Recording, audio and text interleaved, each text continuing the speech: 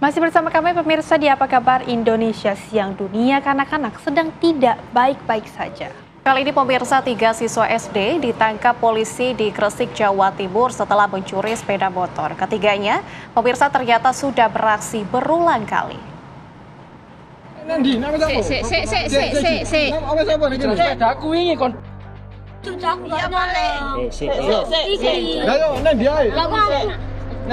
Kamu maling membiro? Kamu guna cicik lo kon yo. Maling membiro kon? Aku. Apa nanti? Terus nanti nak kene. Nanti kon maling. Mabak. Kon kenal arek iki ta, Mas? Arek bojo iki, Mas. Wajah ketiga anak ini pucat pasi setelah aksi mereka mencuri sepeda motor tepergok warga Jalan Harun Thohir, Pulau Pancikan, Gresik.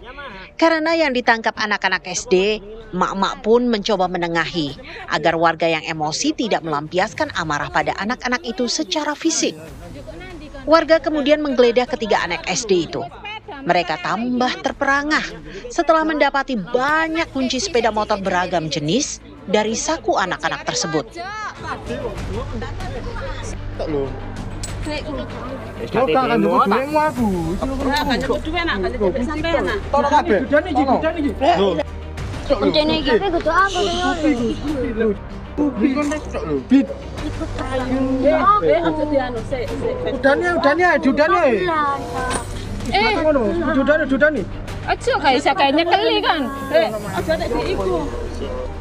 Mendapati begitu banyak kunci motor dari anak-anak itu, warga langsung menghubungi polisi.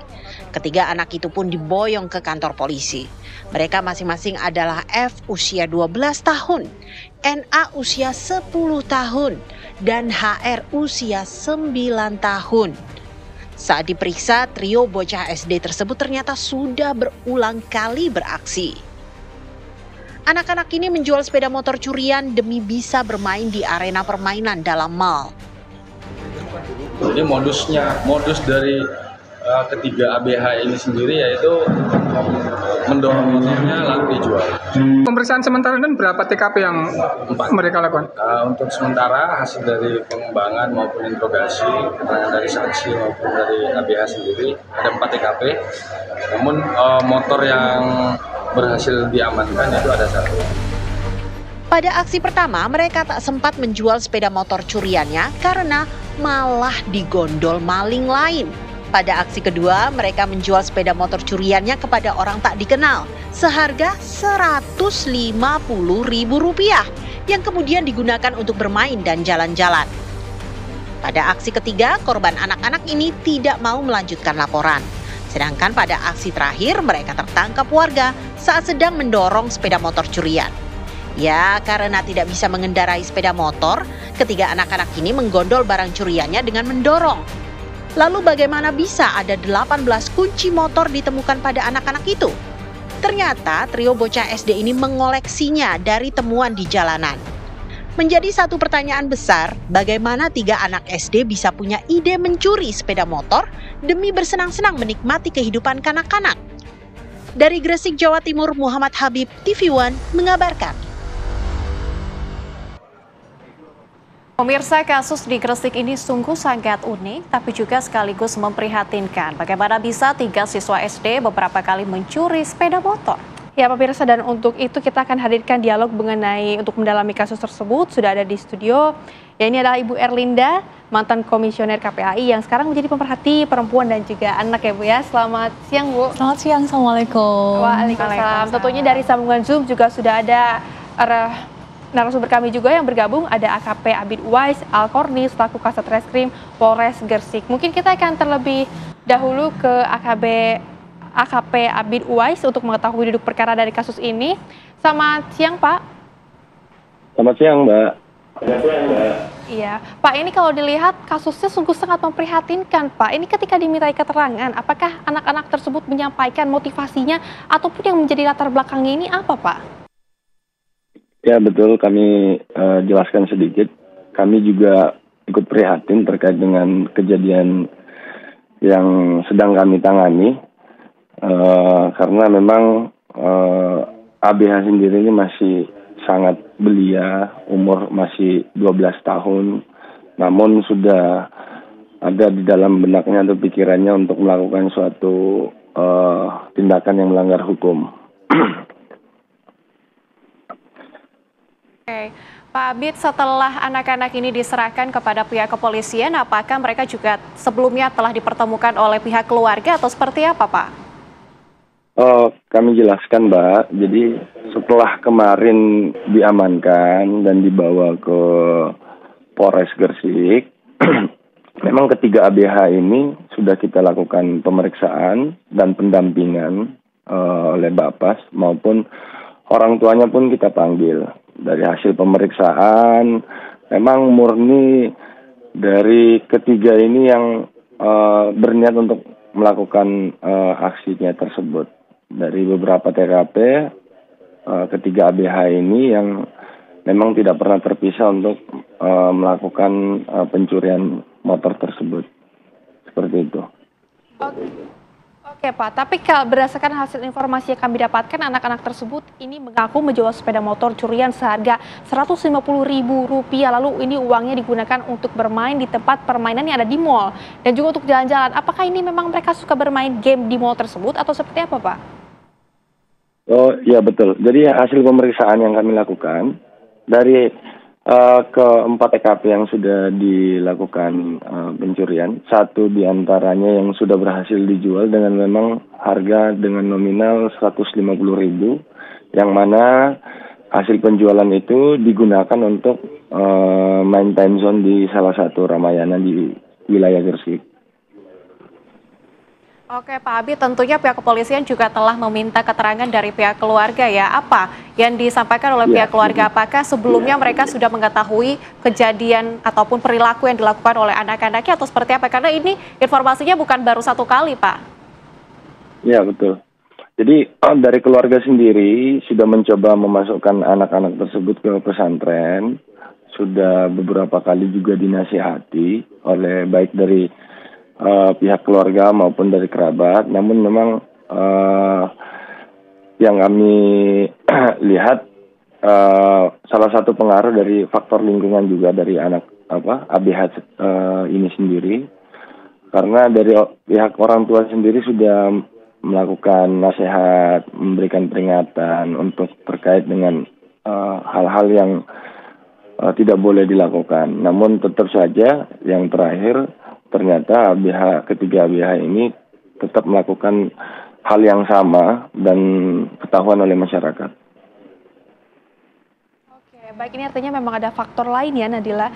Tapi kita coba tanyakan juga keterangan ataupun penjelasan dari Bu Erlinda. Bu Erlinda ini kan tadi dibilang sama Pak Abid, faktor lingkungan berpengaruh. Mereka sudah seringkali dinasehati oleh pihak keluarga, tetapi kejadian ini murni dilakukan atas motivasi mereka sendiri.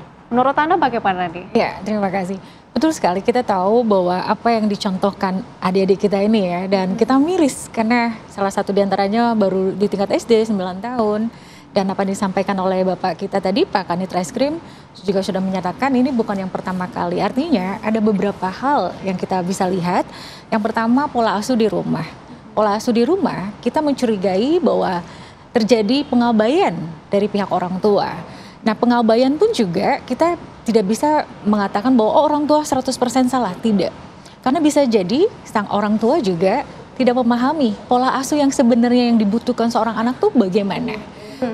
Belum lagi faktor bahwa orang tua tidak paham bagaimana psikologi tumbuh kembang anak, bagaimana tahapan kehidupan seseorang, terutama dunia anak, ada masa-masa di mana dia harus dibangun bukan ranah kognitif dulu, tapi adalah ranah afektif atau ranah mental. Misalnya, kita taruh saja makanan atau misalnya pulpen, kita geletakin, dia ngambil gak? Nah, pada saat kita ajarkan, itu bukan punya kamu, jangan pernah mengambil. Nah, mungkin adik-adik kita ini belum diajarkan mana yang benar, mana yang salah. Sementara otak organ yang ada di saraf otak itu mau tidak mau kan harus belajar ya, dan dia harus tahu mana yang benar, mana yang salah. Nah, tapi karena tidak diajarkan, ditambah lagi perilaku buruk mereka dipengaruhi oleh lingkungan. Nah, lingkungan ini yang benar-benar dalam tanda kutip merusak apa yang menjadi hal yang positif. Karena di sini saya ingin mengajak para pemirsa ya, ada sesuatu yang positif loh sama anak-anak kita ini.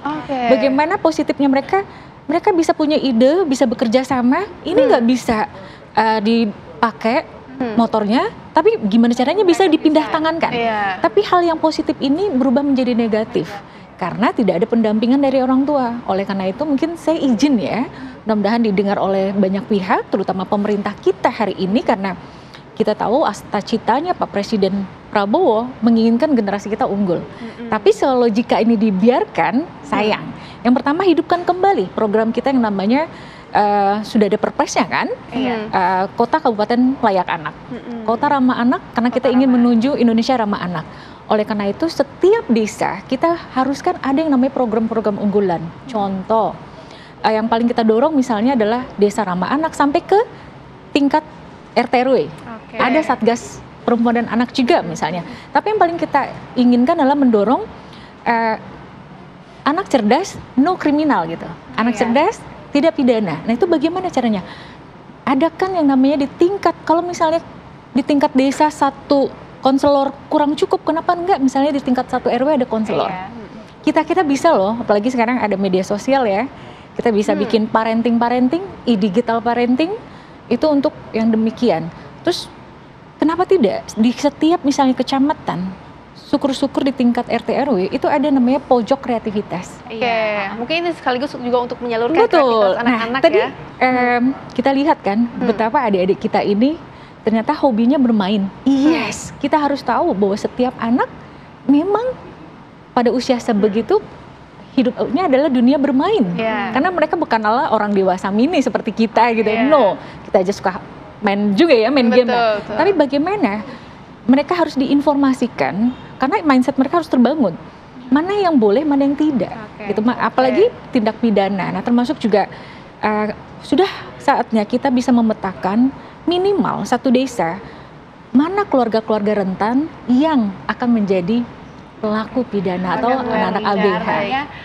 Beri pengetahuan dan salurkan bakat-bakat mereka dari fasilitas-fasilitas yang dilakukan. Kita akan dalami lagi ini Ibu sesaat lagi setelah jeda iklan berikut ini. Tetaplah bersama kami. Masih bersama kami pemirsa di Apa Kabar Indonesia Siang. Tentunya di siang hari ini kita juga masih akan terus mendalami kasus ini. Tapi kita akan kembali lagi menyapa ada Pak Kasat dan juga Ibu Erlinda di sini. Ibu Erlinda tadi sempat terpotong sedikit ya. Tapi menurut Anda ketika melihat kasus ini, apa sebetulnya harus dilakukan oleh orang tua agar anaknya tidak melakukan lagi? Dan apakah ada faktor lain tadi selain lingkungan? Iya, yang pasti saya katakan di sini, semoga pemerintah mendengarkan kita ya. Orang tua sudah tidak bisa lagi kita pertanggungjawabkan. Artinya kita harus bisa mendukung para orang tua ini untuk mereka mempunyai skill, kemampuan bagaimana parenting. Artinya sudah saatnya mungkin melalui kader-kader desa, melalui yang ada di kecamatan dan sebagainya, itu bagaimana caranya ada program parenting. Program misalnya contoh kita namakan saja misalnya program keluarga sayang anak atau misalnya program keluarga sadar anak. Nah di sana siapapun kita bisa menjadi orang tua si anak-anak tersebut. Jadi bukan murni orang tua biologis lagi. Itu sangat mudah sekali. Kedua, kita harus mempunyai catatan rapot setiap daerah. Kira-kira daerah di sini, mohon maaf, mereka daerah yang orang tuanya berlatar belakang apa nih? Karena mau tidak mau, bila di lingkungan ternyata di situ adalah para orang tua yang memang punya karakter atau berlatar belakang pekerja dari tindak pidana, ini juga sangat mempengaruhi. Karena anak gitu ya? Secara psikologi anak itu adalah yang pandai untuk mencontoh dan meniru. Itu luar biasa. Nah, apalagi misalnya anak-anak ini putus sekolah. Mereka sekolah saja masih seperti itu ya, perilakunya, mentalnya. Apalagi mereka putus sekolah. Oleh karena itu, program kita yang hari ini Astacita, ekonomi itu harus dari kecil. Dan di setiap keluarga harus mampu mempunyai tadi ya, skill-skill untuk parenting itu. Parenting, ekonomi, ya. Misalnya sekarang kita tunggu nih, misalnya Koperasi Merah Putih. Itu seperti apa nih untuk menjembatani para masyarakat yang ekonominya sulit. Karena mau tidak mau, kenapa pola asuh dan ekonomi ini harus bersamaan? Karena bisa jadi orang tua tidak bisa mendampingi anak-anak karena mereka harus bekerja. Oke, Bu Erlinda, kita akan coba dengarkan kembali keterangan dari Pak Abid.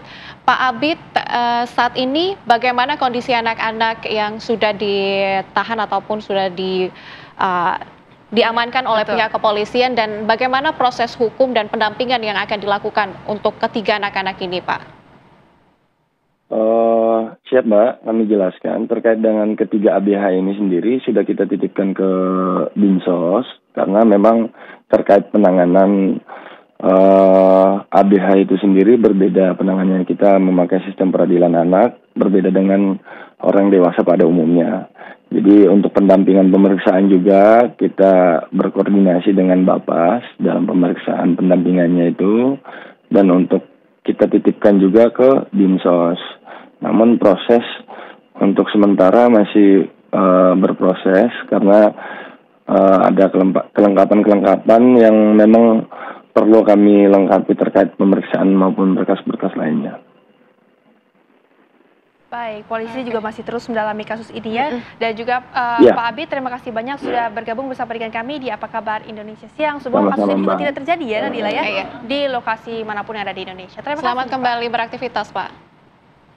Ya, mungkin ini kita akan sedikit kembali lagi ke Ibu Erlinda. Bu Erlinda, ini kalau dilihat ya kasus yang terutama dari game, rasanya di Indonesia sangat marak sekali. Apakah artinya ini game, terutama mau game online, mau game offline, mau game apapun itu, bisa mempengaruhi psikologi anak sehingga berujung malah ke arah kriminal begitu? Ya pasti, kita makanya selalu warning kepada seluruh orang tua. Makanya tadi nanti kami akan menitipkan ya, kita apresiasi pada teman-teman Polres, Polsek, Pak Kasat tadi ya, bahwa kita berharap anak-anak tersebut kita titipkan sementara di rehabilitasi. Karena kita sementara ini mempunyai kesimpulan bahwa orang tua belum mampu untuk bisa mendampingi anak-anak tersebut. Ya, game. Tadi pertanyaannya game. Game bisakah merubah perilaku? Sangat bisa. Apalagi mereka tidak didampingi, apalagi mereka juga tidak diberikan penguatan secara mental, karakter.